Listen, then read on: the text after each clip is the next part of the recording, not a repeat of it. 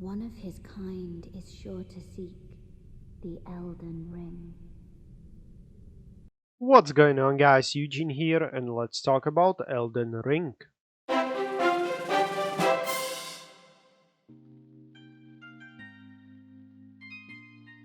Even though packed with a lot of additional features and improvements over its predecessor, gamers need to realize that this is still a soul-like game, packed with very hard combat that leave you angry, speechless, frustrated, and at the end, very happy. Story follows similar pattern as other FromSoftware games, featuring silent protagonist that is returned from the dead and has to save the mystical world that is filled with corrupted creatures.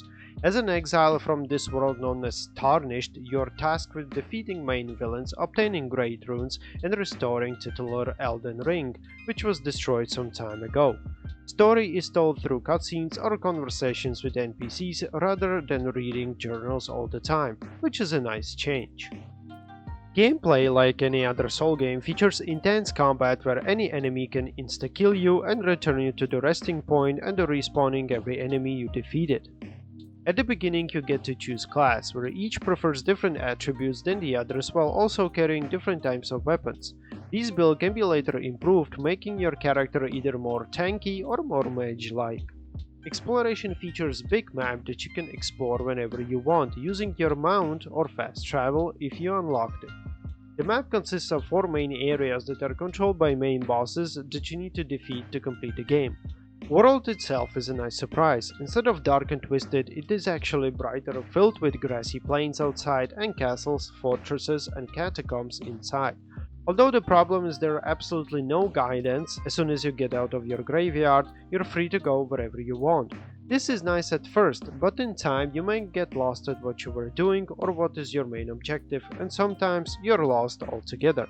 On the other hand, if you get stuck on some boss that you cannot defeat, you can always return back to open world and explore some side quests or dungeons to acquire new weapons, skills, or materials, and let me tell you, you will get stuck on bosses, so having ability to go and do something else is extremely liberating. Multiplayer also works quite nicely, allowing you to summon NPC's companion or another player that can help you beat the boss, while allowing you to put your own marker and be summoned to someone else's session to help them progress further. Elden Ring doesn't have a difficulty level, which is a bit sad, since a lot of people who want to explore this nice game will be discouraged by a long and rugged combat. As seen in previous games, you can upgrade your armor at the blacksmiths, making them more powerful, while also acquiring new gear altogether by defeating enemies and bosses, making you more and more powerful. Graphics are pleasant, and as I mentioned, the world is quite bright and lovely to explore. NPCs and bosses are, as its Soul's habit, not pleasant to look at, having weird face features like tree growing from the side of the face or a completely sewn together eye.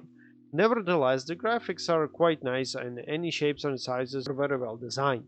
Altogether, Elden Ring is a Dark Souls with added RPG-like features seen for example in Witcher 3. It brings back everything that the fans of the series love while adding something for newcomers and non-hardcore players, making the game that requires a lot of time and nerves to beat. Truth be told, me as a newcomer to the series, I wasn't quite ready for this game. I had a lot of issues by defeating even just a larger NPCs, not talking about bosses.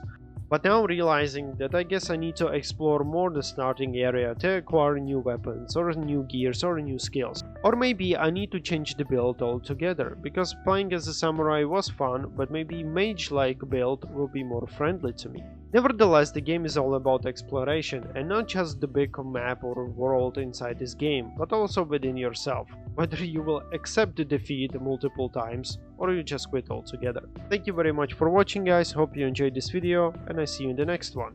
And to everyone who will think about grabbing this game, please don't smash your keyboard or controller, remember, they're quite expensive. Oh my god!